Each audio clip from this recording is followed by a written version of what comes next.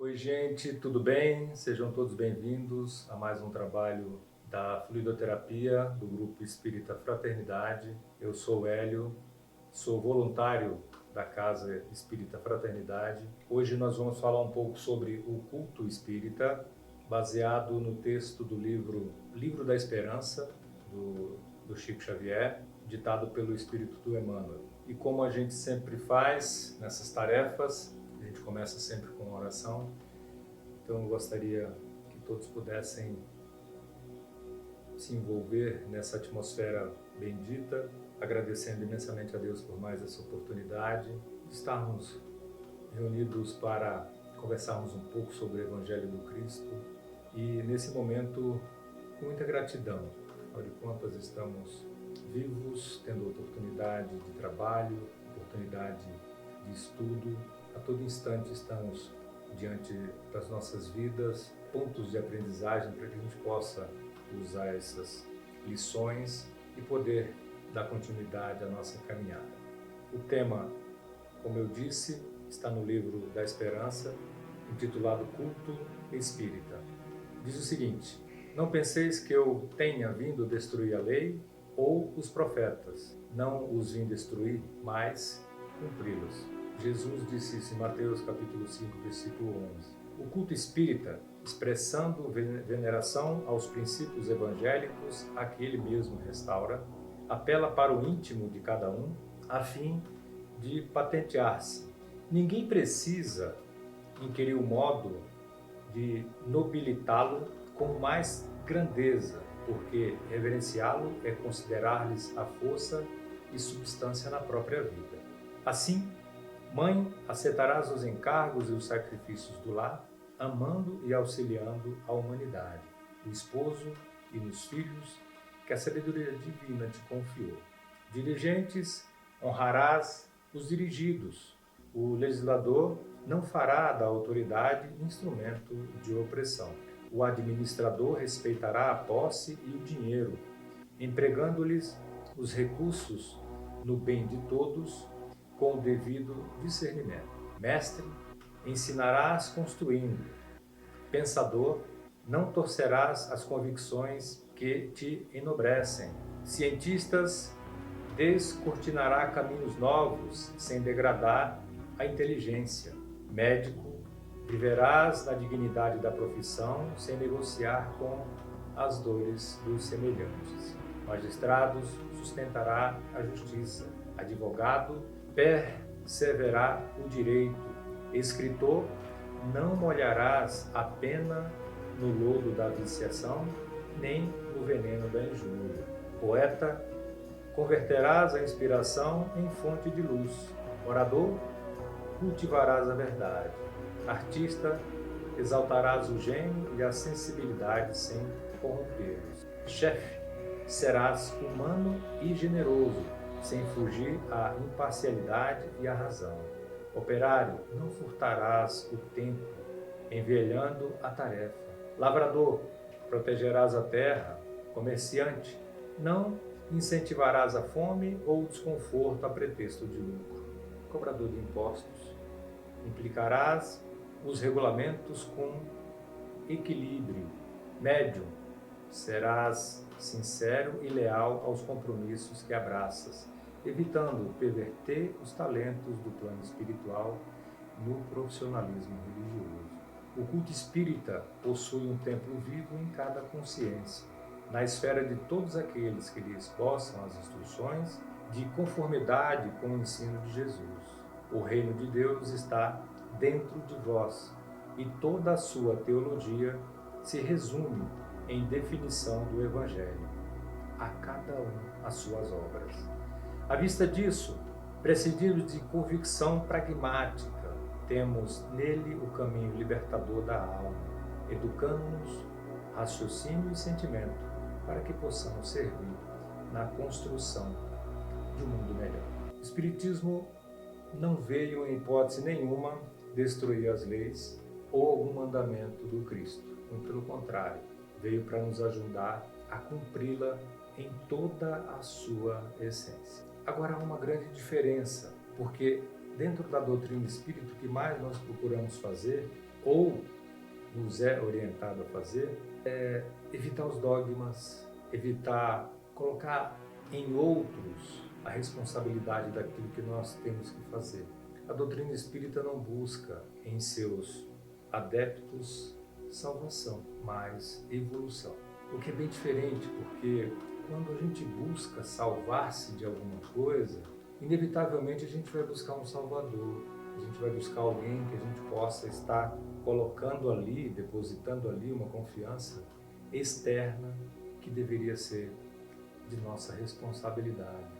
Então a doutrina espírita, desde a sua fundação, tem como finalidade trazer instruções para que os seres humanos possam estar trabalhando o seu íntimo, buscando todos os dias melhorar-se, aperfeiçoar-se, para que dessa forma, com essa melhora, com esse aperfeiçoamento, a gente possa estar galgando uma evolução. Quando nós falamos que a doutrina não veio destruir o que o Cristo nos trouxe, por mais que algumas situações pareçam diferentes, porque é de costume dentro da religião cristã buscar sempre a questão da adoração, em detrimento à melhora pessoal, justificando-se muitas vezes que basta eu cumprir as minhas obrigações religiosas, eu reconhecer Jesus como meu Senhor e Salvador, usar o dogma do batismo, que isso é suficiente para uma salvação. A doutrina vem nos pedir que transformemos todos esses dogmas em trabalho, buscando todos os dias, todas as oportunidades para fazermos isso. E o Cristo deixou claro que a cada um seria, obviamente, dado aquilo que ele plantou. Não tem como fugir dessa lei, não há como burlar essa lei.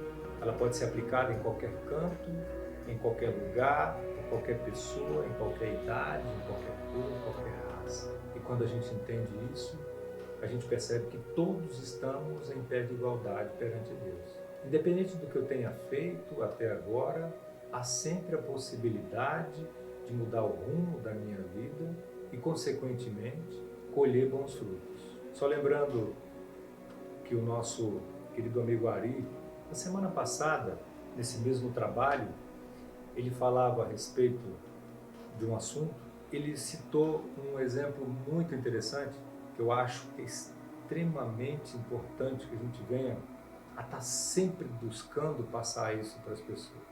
Nós temos todos os dias uma página em branco para escrevermos os nossos livros, o livro da nossa vida. O que eu preciso entender é que quando acontece algo que não é agradável, isso é fruto de um plantio.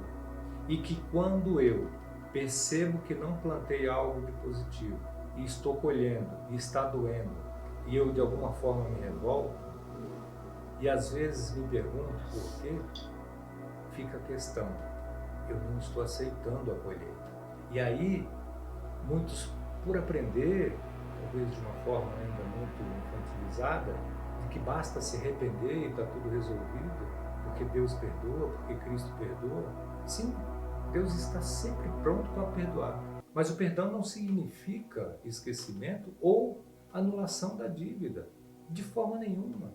O fato de eu ter sido perdoado por alguma falha, isso é inerente a Deus, porque é perfeição, porque é amor absoluto, e Ele está sempre pronto a nos estender a mão. Mas eu vou precisar de alguma forma reparar o que eu fiz. E talvez essa seja a maior diferença de ensino que há do cristianismo raiz para que a doutrina vem nos explicar que eu vou precisar sanar todas as dívidas que eu tenho.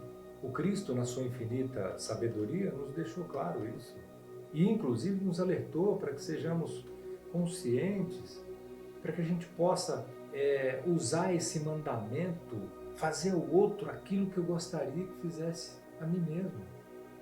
Olha que interessante. Isso é tão simples, porque em qualquer instante que eu esteja trabalhando ou fazendo algo, é só buscar na minha consciência o que eu estou fazendo. Se fizessem comigo, me agradaria? Me faria bem? Eu iria gostar? Se a resposta for não, por que eu vou continuar fazendo? por que eu vou continuar indo nessa direção? E é por isso que todas as vezes que nós trabalhamos, incorremos em alguma situação, tem resultados desagradáveis, fica a questão: por que eu não fiz aquele questionamento na hora em que eu fazia tal coisa? E olha, em todos nós com certeza acontece isso. Todas as vezes que estamos fazendo alguma coisa, a nossa consciência vai sempre estar nos alertando. Cuidado com tal atitude, cuidado com tal palavra, cuidado com tal ação. Mas a gente, muitas vezes envolvido por raiva, por cólera, por ciúme, a gente perde a linha e quando vem o resultado daquela ação, a gente sempre se pergunta: por que comigo? O Cristo, 2000 anos atrás, trouxe lições simples, dicas extremamente fáceis de se colocar em prática, mas nós complicamos ao longo de todo esse tempo, transferimos para ele toda a responsabilidade, e aí vem a doutrina espírita para falar para seres humanos no estado adulto de que o nosso ponto de infantilidade precisa ser deixado para trás.